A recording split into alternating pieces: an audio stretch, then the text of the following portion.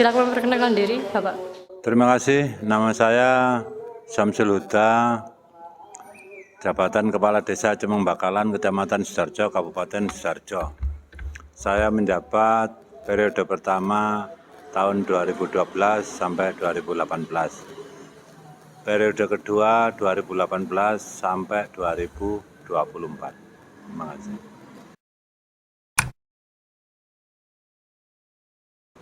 Esensi dari seorang kepala desa adalah semata-mata panggilan hati nurani yang terjadi karena proses politik di desa, yaitu pemilihan kepala desa.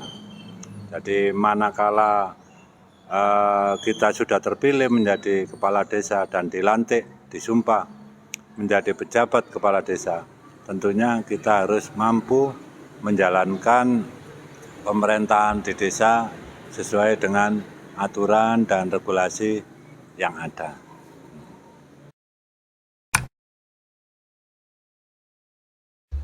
Dikatakan profesional otomatis karena kita di dalam menjalankan tugas harus betul-betul memahami aturan-aturan dan regulasi apapun itu yang berkaitan dengan tata pemerintahan dan administrasi. Juga kita di bidang kemasyarakatan, kita harus ada kemampuan untuk memotivasi, memapping, dan lain-lain. Itu saya rasa juga merupakan suatu profesi, karena itu pun walaupun itu banyak didasari atas pembawaan alam ya, tapi hal itu kan juga bisa dipelajari. Jadi dipelajari dan dilatih sehingga kita menjadi satu terbiasa dan profesional. Profesionalitas kepala desa tentunya ya itu tadi, kita dalam menjalankan tugas sehari-hari harus memahami aturan maupun panduan maupun regulasi yang ada, sehingga kita menjalankan tugas ini bisa sesuai dengan aturan-aturan yang berlaku. Jadi di dalam kaitannya dengan pemerintahan dan keadministrasian. Di lain itu pula di bidang kemasyarakatan itu juga kita harus punya suatu kemampuan untuk memimpin, memotivasi, menggerakkan masyarakat, karena intinya daripada pemerintahan di desa itu banyak kegiatan sosial dan motivasi masyarakat, karena pergerakan dinamisasi di desa itu tergantung daripada dinamika yang ada di masyarakat. Jadi kita harus pinter-pinter menggerakkan motivasi masyarakat sehingga roda pemerintahan desa itu bisa lebih ada percepatan di bidang kemajuan.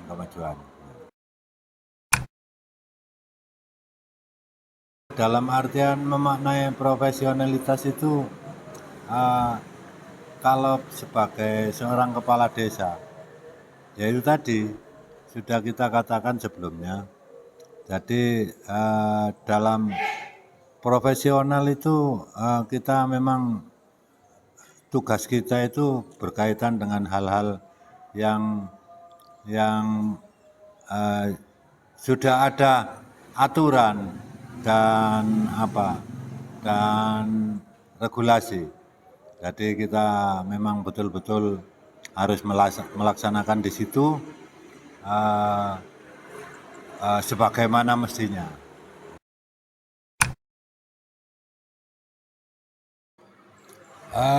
Sejatinya profesi kepala desa itu apa? Kalau kita memaknai itu, kita ini sepertinya menurut pengalaman yang saya alami, kita ini mungkin sudah ada satu alur gitu ya.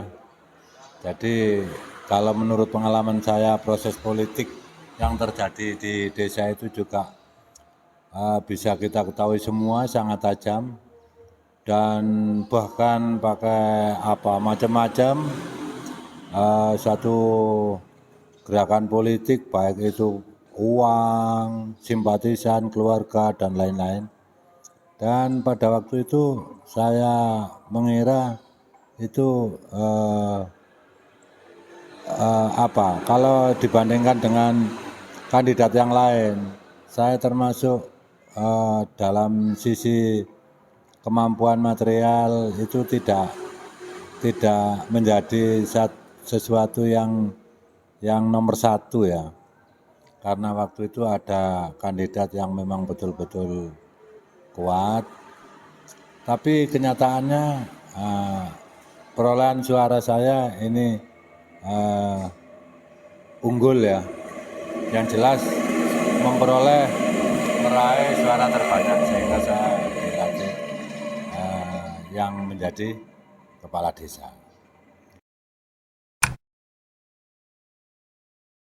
Kebaikan profesi kepala desa itu yang jelas kalau kita jadi kepala desa, kesempatan untuk beramal itu sangat terbuka lebar. Kesempatan untuk melakukan suatu kebaikan untuk setiap orang itu kita terbuka lebar. Walaupun ada tidak juga sering terjadi, kita ini juga mengalami hal-hal yang sangat menyakitkan, walaupun kita ini sudah melakukan sesuatu yang terbaik, mungkin terjadi satu nyinyiran dan lain-lain. Karena apa? Mengingat masyarakat pedesaan ini yang gridnya juga masih hidrogen, juga rasanya tidak mungkin sepenuhnya kita bisa menyatukan semuanya, karena awalnya itu ada proses politik sehingga otomatis ada terjadi sekat-sekat di dalam masyarakat itu yang pada kenyataannya itu memang sangat lama proses rekonsiliasinya. Jadi tapi kita sebagai kepala desa ini yang penting kita melakukan sesuatu yang terbaik. Jadi kalau kebetulan saya sendiri ini beragama Islam, saya pernah membaca satu hadis bahwasannya memang segala sesuatu itu kalau kita menilai untuk kebaikan itu kan tergantung dari berangkatnya, startnya, niat kita. Apapun yang kita lakukan itu, walaupun yang kita lakukan itu kebaikan, tapi niat kita ini menipu daya, ya itu saya rasa itu juga merupakan satu kejahatan. Walaupun apa yang kita lakukan itu kita anggap baik, tapi mungkin dianggap oleh sebagian masyarakat itu juga tidak baik. Itu pasti terjadi. Namun kalau kita berangkat kita ini, niatan kita ini kebaikan ya kita enjoy aja di dalam. Kalau ada nyinyiran itu, yang penting kita harus bisa jujur kepada diri kita sendiri, dengan hati kita sendiri, bahwa apa yang kita lakukan itu berdasarkan suatu keberangkatan niat yang baik, gitu aja.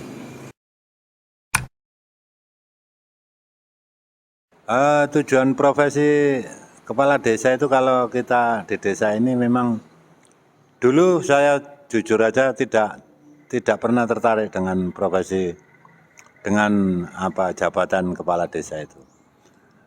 Karena saya tinggal di kampung, lama-lama melihat satu kenyataan bahwa waktu itu kepala desa ini kok kurang bisa memberikan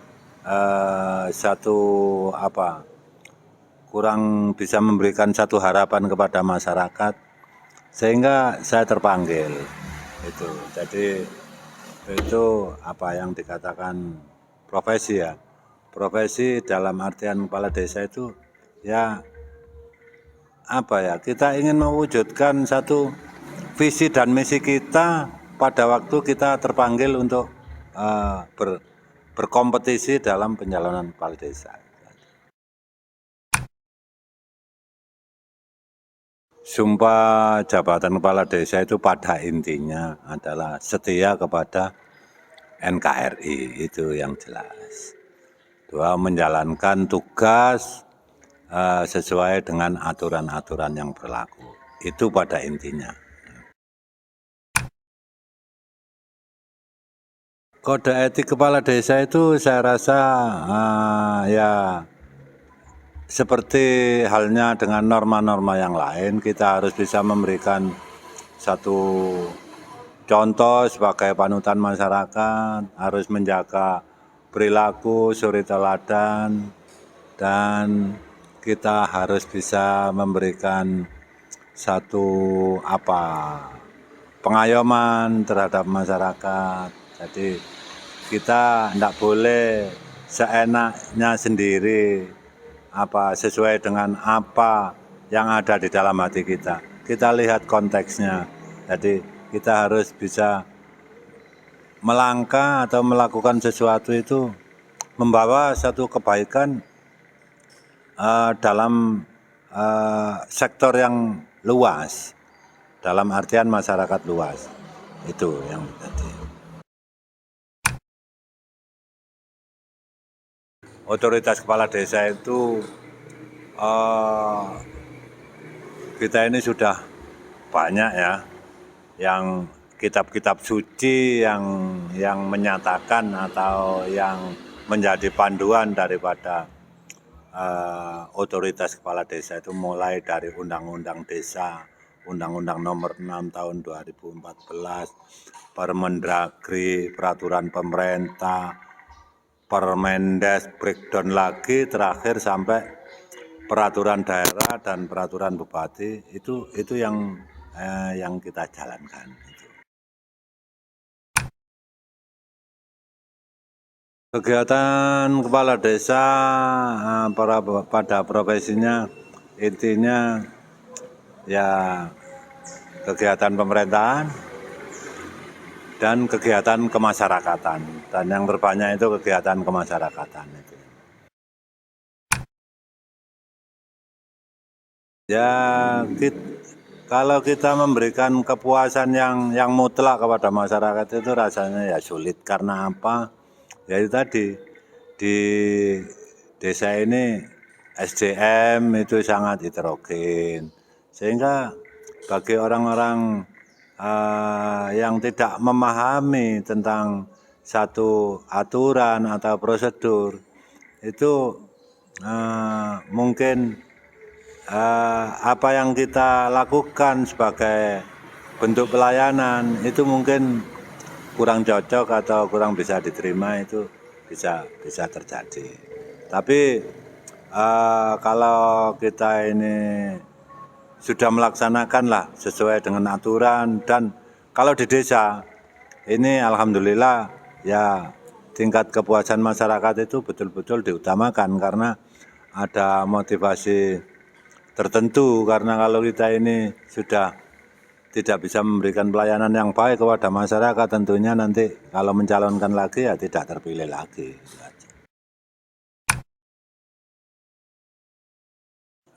Kebaikan publik itu bisa dimaknai manakala untuk meningkatkan partisipasi masyarakat, itu kebaikan bersama, sehingga guyub rukun di dalam desa, dalam artian partisipasi masyarakat itu betul-betul sangat tinggi. Itu yang dimaknai dengan kebaikan publik. Jadi tugas kita memang harus memotivasi masyarakat itu, karena keberhasilan pemerintahan di tingkat desa itu juga tergantung daripada partisipasi publik juga. Jadi urusan pribadi dengan publik ini memang harus dibatasi, tapi kalau kita sudah berniat dan terjun sebagai menjadi seorang kepala desa, ini harus siap-siap bisa mengesampaikan urusan pribadi, karena kita harus betul-betul memberikan satu pemberatan kepada kepentingan publik ini. Kadang-kadang banyak kepentingan yang sifatnya pribadi itu tergeser oleh kepentingan publik. Jadi kalau kita untuk membatasi itu ya tetap kita mungkin membatasi, tapi tetap tidak bisa jelas pembatasan itu. Kita mau nggak mau ya harus fleksibel lah. Jadi ya kita jalani sesuai dengan kenyataan atau situasi yang berlaku aja.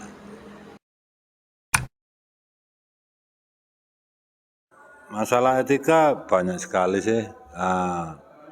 Contohnya kita ini ya dalam menjalani satu etika dalam yang berkaitan dengan undang-undang, tipikor misalnya. Kadang-kalanya orang mungkin kita ini memberikan satu pelayanan yang cukup bagus ya.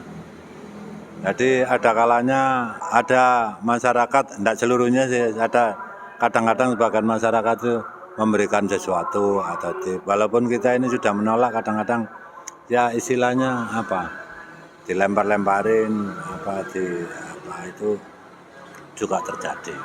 Itu yang berkaitan dengan undang-undang, yang berkaitan dengan norma, mungkin kan memang etika yang berkaitan dengan norma itu norma susila dan lain-lain itu mungkin biasa kehidupan itu ya karena kita ini kegiatan kita ini di masyarakat, baik di Desa Cengmakalan maupun di luar Desa Cengmakalan ini kita ya banyak dikenal masyarakatnya. Kadang-kadang terjadi satu godaan, khususnya saya sebagai laki-laki, sebagai wanita, itu kita tergantung dari kekuatan prinsip kita aja. Kita harus betul-betul bisa membatasi itu, sehingga kita betul-betul melakukan kehidupan ini memegang etika, tidak terperosok atau terjerumus dalam hal-hal yang melanggar etika.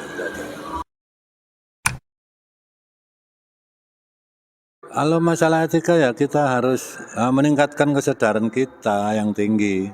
Kalau sudah terjadi ya sulit lah kita karena yang khususnya masalah etika itu kan yang menilai itu publik, dan juga kalau yang etika itu berkaitan hukum juga aparat penegak hukum.